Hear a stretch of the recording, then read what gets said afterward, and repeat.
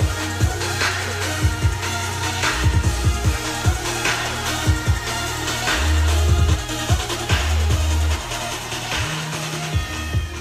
All right. How are you guys doing this morning? I want to first send out, my prayers down to Texas. We have a couple of people in the trading room that are going through that horrible hurricane down in Texas right now. I believe Hurricane Harvey. So I send my prayers down to you guys. Hope everything is well. A couple of my friends have reached out. And Ian, I hope you're doing well down there, brother. You and your family. But let's talk about the market. I got a lot of questions that were coming in about the hurricane. All right, how do I mean, it kind of sucks, but what companies are going to be affected by the hurricane? How can you benefit from, or how can you take positions in stocks that will help you benefit or help, during this particular crisis? One thing that I've learned is usually during hurricanes, insurance companies, because insurance companies have to pay high premiums for, there's so many vehicles that are underwater right now. There's so much real estate down there that's underwater. So the insurance companies get hit pretty hard when stuff like this happens. Now, I believe the companies have been going down since, I believe, Friday, once they heard of the news of the hurricane. So companies like, I was watching Fast Money earlier, companies like Travelers Insurance, I think they're down about 2 or 3% right now.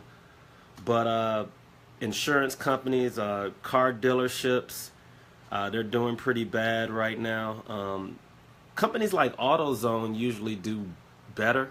AutoZone, auto parts companies, because people are going to have to go there to get parts to try to repair their vehicles.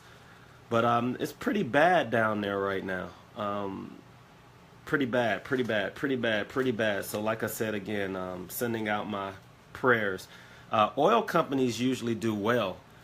Oil prices usually go up because, they want to capitalize on, it's like supply and demand. So the supply of oil decreases because a lot of the oil stations, are underwater. So oil prices are going through the roof down there. So oil companies usually do better. Airlines usually do worse. Travel companies that go through those different cities, like if it was usually, like if it's in Florida, you'll see like Carnival Cruise, some of those types of companies, their prices may come down. But for now, I would, if you're thinking about shorting a company, because I don't really like insurance companies that much, you can short the insurance companies right now. Make sure you check out your risk to reward. I don't see any questions coming in. I'm wondering if I'm having the same issue. Give me a second. Let me pull up the page on my computer and see if I see any questions come in. I see a lot of people have joined. If you have not seen my newest video, please go and check it out. It's video number 3. They're 2 separate videos. I have my Millionaire Challenge videos, and then I have my education videos. I'm going to create 10 in total for you guys. And I think that's it's called video number 3, but I believe I've created about 7 videos for you guys. So please take note. They're free videos, free education. Okay, we are here. Cool. Let me go to the page. And I already had questions coming in about the video that I did earlier with Tupac, one of my favorite rappers. And all right, here we go. So a lot of you guys had questions about dollar cost averaging. So most people, when they're investing in the market, they don't really have an idea of when it comes to stock.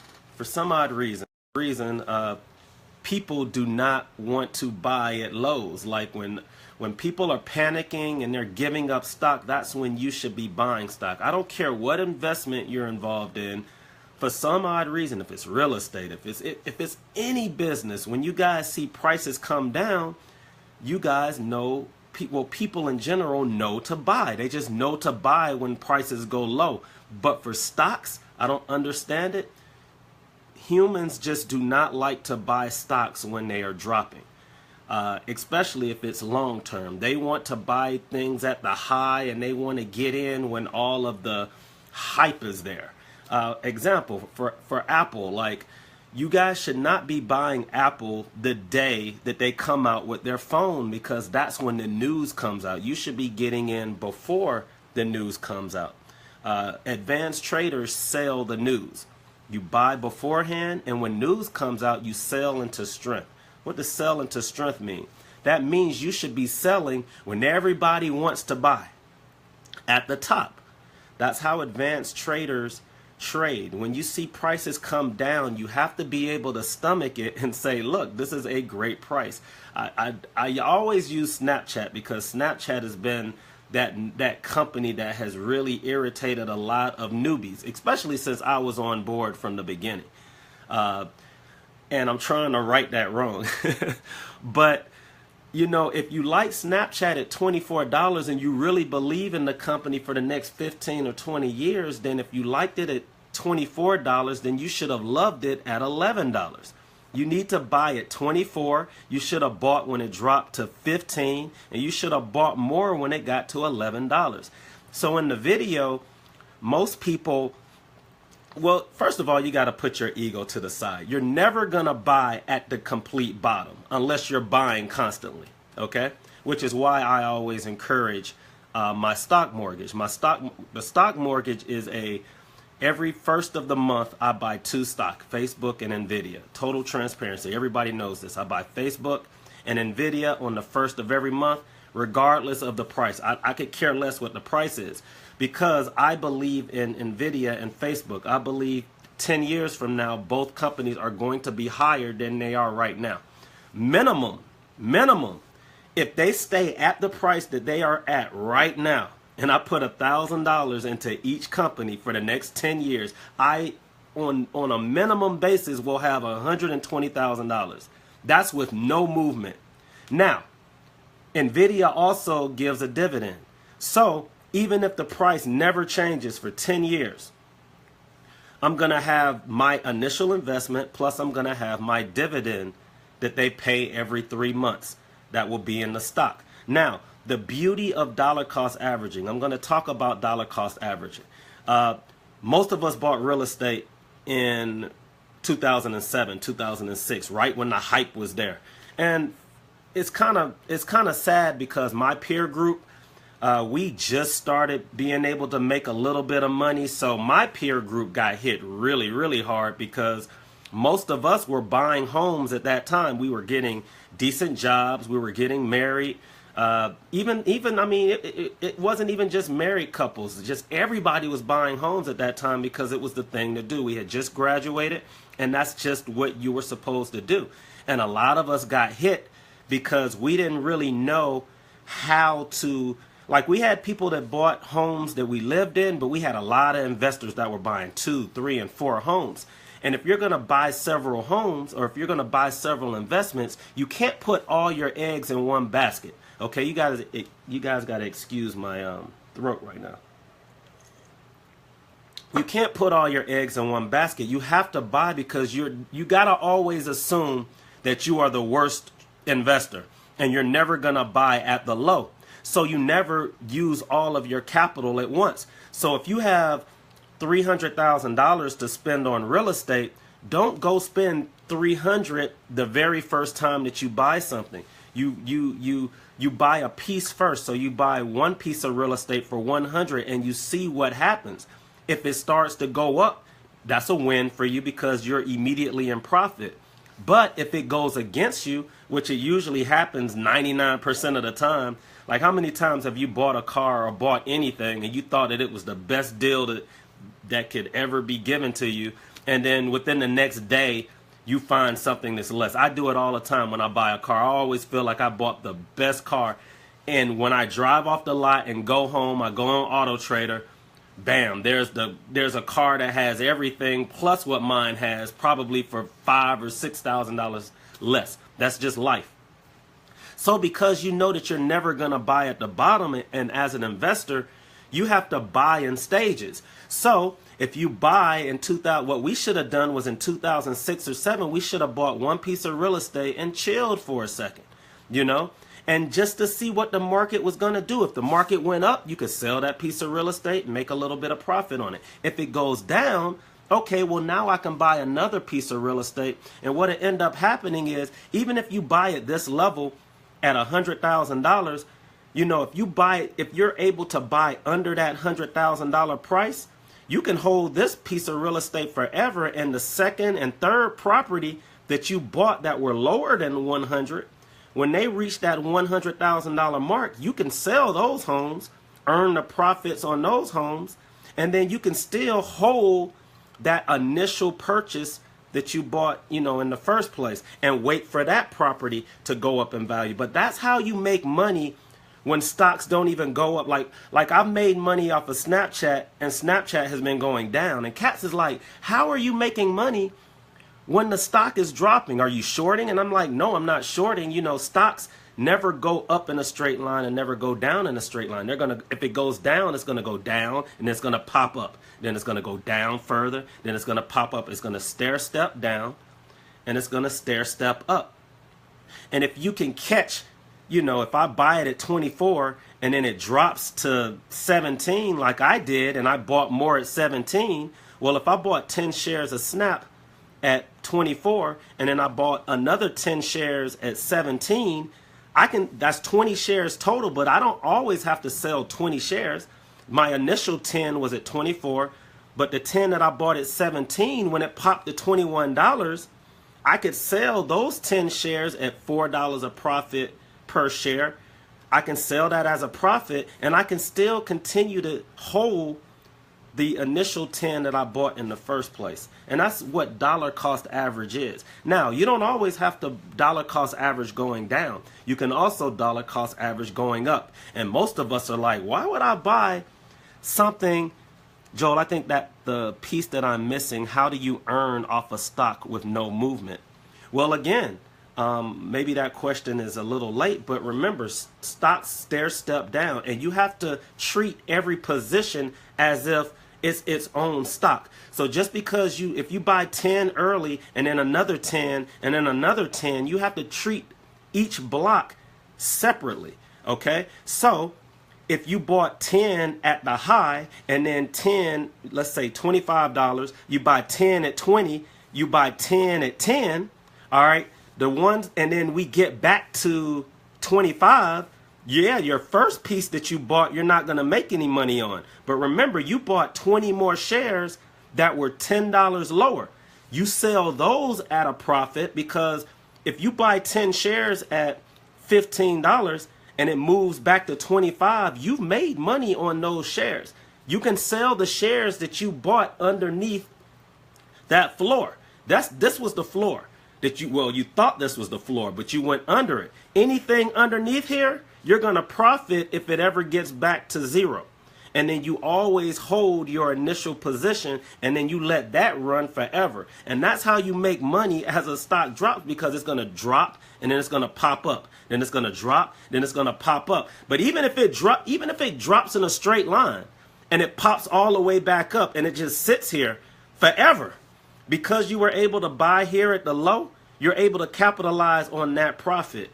So hopefully I was able to explain how you can be profitable, because I have people that are like, Joel, you're lying. How are you making a profit on this stock when it hasn't moved anywhere? And I'm like, it's because I'm not buying it all at once. I'm buying it, I'm dollar cost averaging, because I put my ego to the side a long time ago, and I said, look, any investment that I ever make, I just 100% know I'm not going to buy at the bottom. So I have to give myself room for it to drop before it starts to turn around, because I've studied whatever stock that I was going to buy. And because I put my ego to the side and realized that I'm not going to be right 100% of the time, with patience, I can be right. But you always want to put yourself in a win-win situation. Even if I put a third of my position in and I wanted to put, the other 66% in, even if it immediately starts going my way, that's a win. If it drops and it comes back to its original price, it's a win. If it drops, and it takes a little while longer for it to turn around and go, it's actually an even bigger win, especially if you believe in the company. If it's a growth company that's really growing, I'm not talking about penny stocks and companies that you can't see with your own eyes. Like if I can go outside right now, and if you see new commercial buildings getting put up in your area, and you see a Panera being put up in each of those different commercial buildings, and then you leave that city and you go to another city and you start seeing Paneras getting put up, you have to start thinking, okay, Panera must be growing. That's a company that I actually see growing, and it's a new company. I'm just saying Panera, for example. And that's kind of how I invest. I look around, I see what's really going on, and you can feel what's growing, you can feel what's hot, but you guys got to learn how to invest. You can't put everything in at one time. That's the laziest way of doing things, which is why 99%, including me, when real estate market started, I was a real estate agent, I was a broker, appraiser, loan officer. I could do everything that's involved in real estate, and I was just Mr. Knowledgeable. I was like, oh man, I can do this. I can do whatever I want. Soon as I wanted to get into investing, instead of doing it slowly, I was like, nah, give me as many houses as the bank will give me. At one point, I think within a year, I had like 10 homes. And, that's just what you do when you're young. You have no fear. You're invincible. But, as you get older, you have to learn from your mistakes, and you have to say, all right, where was I cocky? Well, I was cocky because I always felt like I was buying the best price because I was Mr. Knowledgeable. Even with stock right now, I don't believe that I'm going to get in at the lowest price. There are levels that I like, but I have a plan B and a plan C and a plan D in case something goes wrong. I have an absolute, I got to get out of this stock completely because the news is just so terrible. I don't like the stock anymore, and I need to put those funds in another company that I feel is growing. Sometimes it might be their competitor. Or I have to say to myself, all right, I might have a company that's profitable and it looks like they're going to start turning around, and I'll take those profits and put it into another company that's hurting that I believe in. It's the same reason why I'm literally one of the only few people that are in Snapchat again. Because everybody, what usually happens is they're like, I hate it, it sucks, it's stupid, and they're never going to invest again. And I'm like, why are you not buying it at this lower price when you liked it at 24? And I think I'm up like 15 or 20%. And it's not rocket science. It's just, you look at levels, things are going to drop. Like, think about all the social media platforms that came out. See, it's very, you can quickly research it. You can say, well, what companies this is how my brain thinks. What would Joel do? All right. This is how I think when I want to invest. I say to myself, all right, Snapchat is similar to Facebook and maybe Twitter, maybe LinkedIn. Okay, so you don't really have that much research. So let's go look at Twitter, let's go look at Facebook, and let's go look at LinkedIn. Now, I wrote a post in Insider Trading, and I told you guys before we bought Snapchat, I said, look, history says that every single one of these companies popped first, they dropped, they shook everybody out, they went to a low that nobody believed it can go to, and then it skyrocketed to levels that were obscene, and it never looked back. I wrote a post before Snapchat even came out about what it was going to do. Not because I was super duper smart or I have a third eye. It's because I looked back at history and I said, well, let me look and see what Facebook did. Oh, okay. Facebook opened at $45. It dropped to $17. Imagine if you put your whole life savings in Facebook when it was $45 and then it dropped to $17. I promise you, when it was cut in half to, what's half of 45? 22? When it got to $22, that's when people really started panicking and spitting up Facebook. And they were like, this company is terrible, it's going to whatever. And then it dropped to 17. And people like myself, I was buying it all the way down because I was like, what other company is going to compete with it? You know? And then it sure enough, it went to 17 and it came back. And now it's at what, $170? So even if you had your life savings in it, if you had bought in stages, yeah, you would have had to stomach a little bit of pain for about maybe a year or two. But then it's off to the races now. Same thing with LinkedIn. Same thing with Twitter. Twitter did the same thing. Like all of these stocks, it's the same behavior. It's the same patterns. You just got to know in advance when it happens. And it's all about pulling up Yahoo Finance. Like you could easily go on Yahoo Finance. You can say, you can plug in the ticker symbol for that stock. And you can look at the last 2 years of it or the whole history of the stock. You literally can do it in 10 seconds. But do we do it? No. Because most of us are lazy when it comes to investing. And I'm trying to teach you guys, like even the videos that I'm giving you guys, they're what, 4 or 5 minutes long? I'm literally giving y'all the education of probably if you watch the videos in Millionaire Challenge, you will know way more than any freaking financial planner, financial consultant that you ever come in contact with. And word is bond. I'm telling you the truth. They're not going to know as much as you know just by watching those 7 videos. And I'm not trying to be cocky. It's because I train those individuals. I train people that they come to me and they say, hey, can you teach me charts? Can you teach me strategy? What are the hedge funds looking at? And scientifically, you know, using stock lingo, it sounds kind of, oh my God, hedge funds, support and resistance, Japanese chart reading. Like, okay, it can be a lot, it can be intimidating, but watch the freaking videos. I break it down in its most simplest. I mean, I tried to dumb it down as much as I possibly could because it literally is that easy. You guys just got to start getting in the habit of freaking buying. Like, don't be afraid. Like, don't use all of your funds. Like, if you can't invest in something and lose all of it, then don't invest in it. And then don't put all your eggs in one basket. Like, just don't do it. If you have $500 or $2,000 to spend on something, and believe me, you know what? I do believe that if you have $10,000 or less, you should only be in about 3 or 4 stocks, top. 3 or 4 stocks. If you're under 50 years old, you still have a chance to build that account to levels that you never thought that it can get to. And you can start in stock. But believe me, don't invest all of it at one time. If you have $2,000 or $3,000, you should be breaking it up in 4 or 5 parts. All right. So I got 500, 500, 500, 500, 500. Don't go to, some people do this also. It's so funny to me. They'll have $500 to invest on a stock, but they'll go and try to find a stock that's $1, $2, or $3 versus buying something that's $200 a share. Because their mindset is it's $200, so it's expensive, and this stock is $10, so it's less expensive, so I'm going to buy that because I feel more comfortable doing it.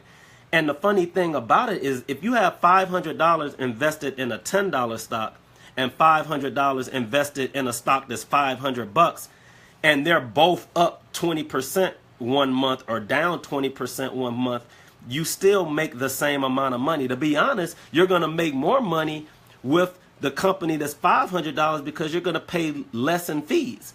But our mindset is, no, let me go find something that's $5 or $4. But you guys got to understand, hedge funds don't like to buy stock that are $2, $3, and $4 because they don't really believe in them. That's why Sirius is having a hard time like moving. Now, I'm invested in Sirius because I believe in it. But I know so many people that have $1, $2, $3, $4 stocks. And I mean, if that's your thing, that's your thing. But they'll have like $2,000 in Bank of America. And they won't buy JP Morgan or which is my favorite bank. Like if you're going to buy a bank, buy something with some growth. City. Well, Bank of America is a good company too. But their whole, the only reason they bought Bank of America was because it was cheaper in stock price than the other companies, but they all move the same percentage. So hopefully y'all understand what I'm saying. Like, so many people are afraid of Amazon and Google because Google is $900 and Amazon is $980, and they're like, oh my God, if I put $1,000 in Amazon, I'm gonna lose all my like, come on, Amazon is not gonna go to $1 a share, and if it does go to $1 a share, believe me, the world is coming to an end. Like, can Amazon lose 30 or 40%? It most definitely can. But guess what? A stock that's $10 can lose 40. To be honest, the stocks that are small have a better chance at falling very hard than the bigger companies, because it's all in relation to what that company is earning. So don't be afraid of a stock price. Like, all of you guys should be invested in Facebook. I don't care if you have $200 in your trading account that you just bought, that you just opened, and you own one share of Facebook, and you're waiting 2 or 3 months because you're putting $10 in your account every 2 weeks. Just buy the stock. Like, don't worry about the fact that it's $170. Now, can it drop to $85? Most definitely. It can do that. It can drop 50%, but most companies can drop 50%. You mentioned Twitter and believing in it. But for the last 3 years, there's been a downward movement. Unlike any other companies, for example. It hasn't gone up in 3 years. Do you believe in the stock? Well, Lorianne, because I'm an advanced trader, I don't care if a stock drops, because stocks move like this, okay? I don't care if a stock goes down or if it goes up. Now, do I want a stock to go up first? To be honest, when I start a position in a stock, I actually hate when it goes up first. I know y'all are like, that doesn't make any freaking sense. It does make sense, because when I decide to invest in a stock, I'm already only going to commit a quarter of a position. So if you go back to the beginning of this, I only want to commit a quarter of a position because I know that the stock is going to go against me. I know it's going to go against me. So if Twitter is falling, I love when Twitter falls 20 and 30%. You know why? Even if I buy at the high, if it drops 20 or 30%, think about this, guys. If Twitter is 20, I want y'all to calculate this. If Twitter is at $20 and I buy 10 shares, and then it drops to $10 and I buy 10 shares, where do I break even? You break even at the $15 mark. Okay? So at the $15 mark, I can sell half my position. Now, if it drops again, I'll buy more. It'll pop. I'll do the same thing. It'll drop more. So even when it drops, all you care about is the rips that it make to the upside, and you got to make sure that you sell some. So you can make money on a stock that's going down its whole life. Like, it doesn't matter unless you put all your eggs in one basket. If you put everything in on day one, just like we did with real estate, you're going to lose. But if you don't have capital to take advantage of by putting the ego to the side and saying, look, when I invest in a stock, it's going to go against me. That's my mindset. When I buy a stock, it's going to go against me.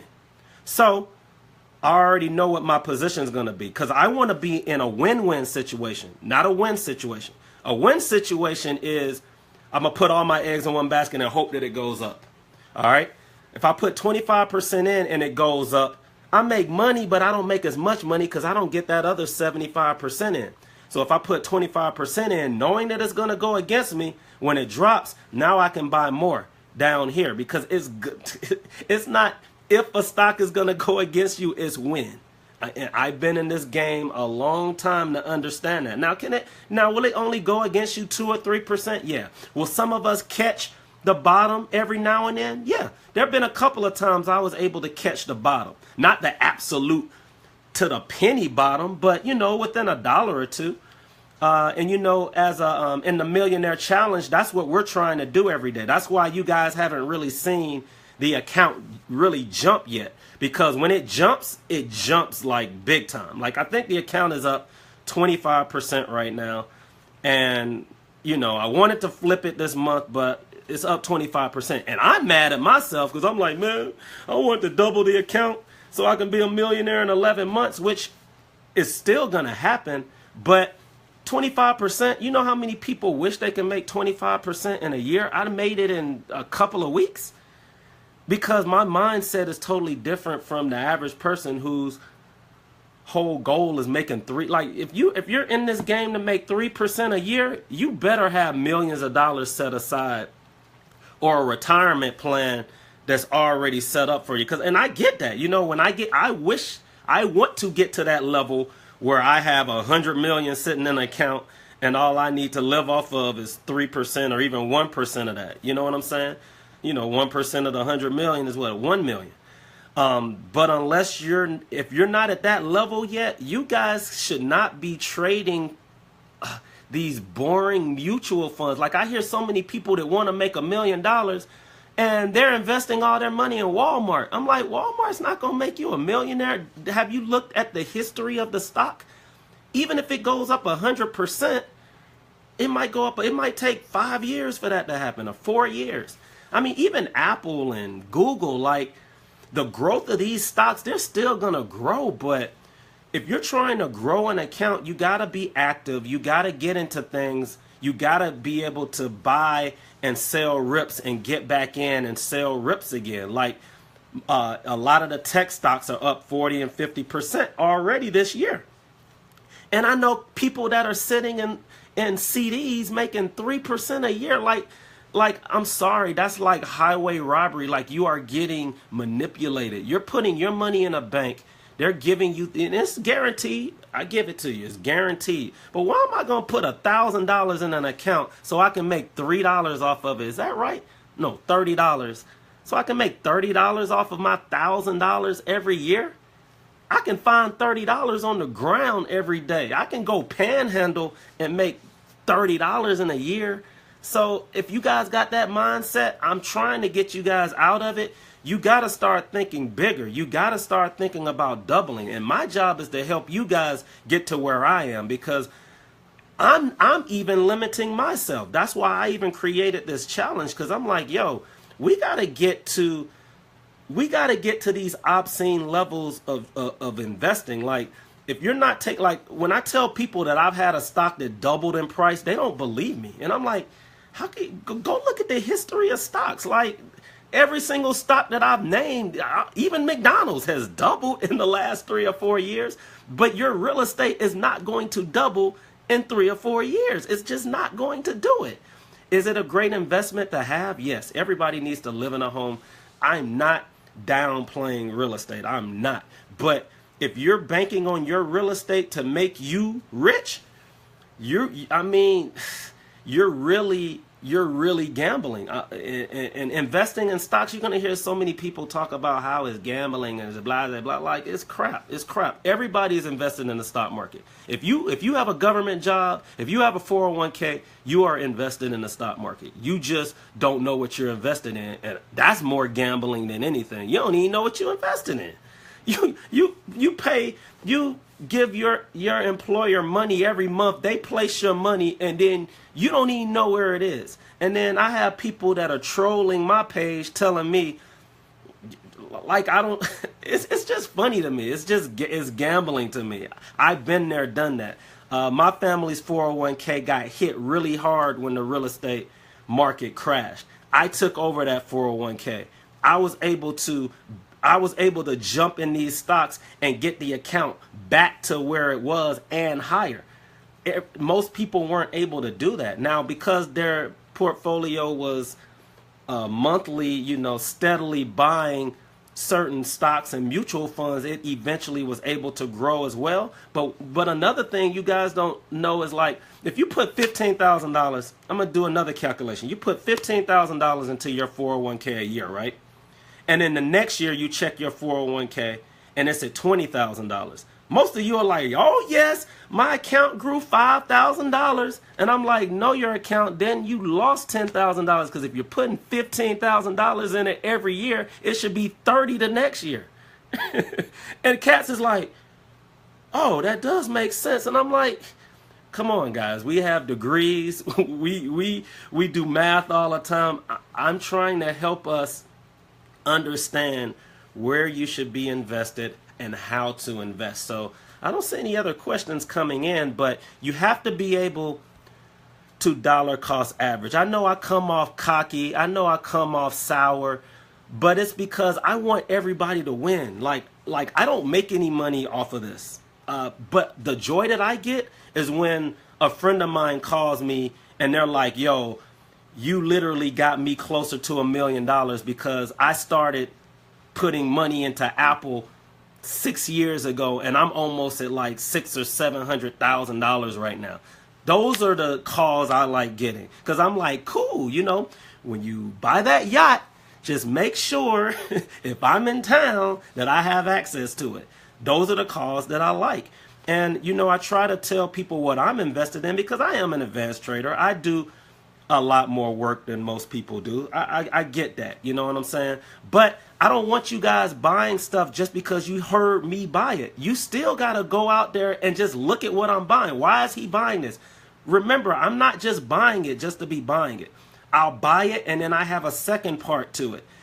If I say I'm about to start a position, that means I'm using a quarter position, a quarter of whatever the total investment, I'm using 1/4 of it because I know that it's going to drop. And then I'll tell you guys, look, there's certain stocks where I like to buy my second and third position when they drop 10 or 15%. Let's say I put a quarter position in a stock and it immediately goes up.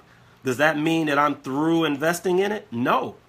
I look at it go up and I know that stocks go up like this. They stair step up. So what I'm doing is when it goes up, I immediately at that high, I start writing a 5, 10, 15, and 20% pullback from that level. I love to buy between the 10 and the 15% level, especially high growth stock because high growth stocks are going to push. Those are the stocks that are going to get you 50, 60% in a year. But they're also the ones that are going to pull back 20 or 30%. And you guys got to be ready for that. Companies like Tesla, Tesla's going to pull back 20%. If you got $1,000 in it, it's going to pull back to $800. That's just the nature of the beast. You get in a company like Nvidia, it might pull back 30%. You get in a company like Amazon, Google, this is normal behavior of stocks. They go up really hard. They might go up 100%, but they got to pull back for people taking profit. And it's healthy. It's healthy to see companies pull back. All right. What we're experiencing right now is something that happens every single solitary year. We always sell off in August and September. That's why I'm 30%. Well, I'm 70% invested. I have 30% on the side to invest. Why? Because I want to capitalize on the Christmas rally. That's another thing that I'm going to start telling you guys. If you don't know what the Christmas rally is, go on the Insider Trading Room. Just type Christmas rally in the search tab, okay? It will explain exactly what it is. Most companies, most tech companies are going to make all their money at Christmas time. So what are you trying to do? You're trying to get in front of that move. Because you want to sell on that news. Usually I'm buying right around August, September, October, and then I'm selling not everything, but I'm selling parts of those positions in January. And then I sit back again in January. In January, I'm not usually 100% invested. I usually sell, take some profit, and I sit back and I wait for the market to pull back again and scare everybody out. And it happens like clockwork every year. Something will come out, Brexit, China. And it's the market's job to do that. You gotta have negativity and positivity to have balance. You just have to. Or otherwise, the stocks will just go through the roof. So the pundits will come out. You know, I'm a believer that bears make money and bulls make money, but pigs get slaughtered. What do I mean by that? That means if you're a bear and you're shorting the market, you can make money doing that. I know guys that only short. Cool, you can make money doing it. I know people that are long-term investors. Those are bulls. You make money.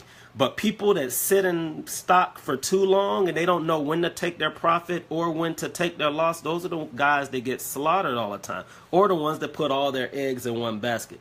So dollar cost averaging wise, you guys got to learn how to buy at different price levels. Go and watch the video. I know it's gimmicky with Tupac on the front, but it has a lot of internal knowledge that's there that's really important in your investing future. You got to get a hold of buying in different stages. Once you start learning how to buy in stages, I promise you, any investment that you ever get involved in, you're going to start learning how to do that. Okay, now I'm doing real estate. man, I got $1,000,000.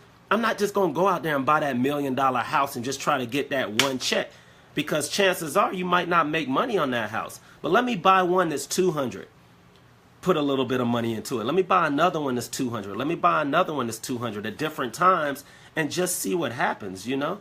Don't put all your eggs in one basket. You will lose in any investment form when you do that, because you have not put yourself in a position to win unless it goes up from there. But if you're dollar cost averaging, you can make money even if it gets back to the price that you originally bought at.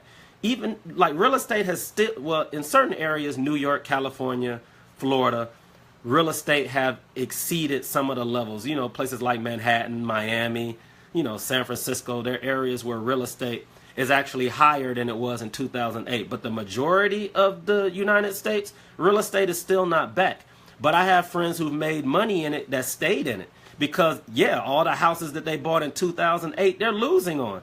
But man, did they make money on all of those houses that they bought. That same $200,000 house that they was able to get for 20 and then sell it for 70 or 80 and then buy another one 70 or 80. They're making $50,000 equity here, 50 here, 50 there, 50 there. And before you know it, they got enough cash to pay off that losing investment in the first place.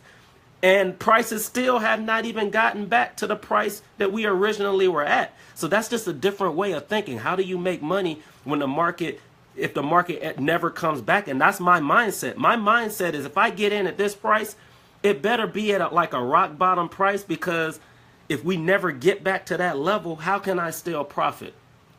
And if you can conquer that, if you can master that way of trading, you'll be like me, you'll have no fear of investing, because you already know the downside. You already know what you're going to do before you even get into it. If it goes up, I'm going to do this. If it goes down, I'm going to do that. If it goes down this percent, I'm going to do that. And if you can't answer those questions immediately, then you should not be investing in that stock.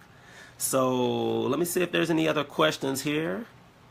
How do we easily find out what stocks pay dividends? Okay, if you go to Yahoo Finance, Marisol, just click in the ticker symbol, and it will have in one of the pop-ups, when the history pops up, it'll tell you if the stock gives you a dividend or not. And then it'll tell you what the yield is. Now remember, if you see whatever you see the yield, it's going to pay that in 4 parts. So if the yield is 2%, then you're going to get 0.5% every 3 months.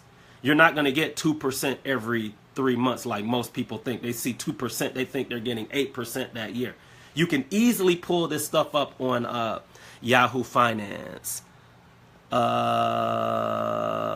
Let me see if all the questions were answered. Yes, the stock mortgage. Everybody should have a stock mortgage. We talked about that. I thought you had to sell. What's FIFO? I thought you had to sell FIFO. Don't know what that is. Explained it. That's a start. You mentioned, yep, Twitter's going up, so you buy a stock up. So do you buy a stock or a stock option? We can use. You can buy stock options. I'm not an option. I don't use options per se. When I first started trading, I'm not gonna lie, I went and I took an options trading class. Guys, if you want to get into options, it is a way. I really don't like pushing people to options yet. I like people to buy stock first and get in the habit of understanding support and resistance levels and areas that they can buy in, and at least go through one cycle. What's a cycle? A cycle is 365 days of buying and selling something.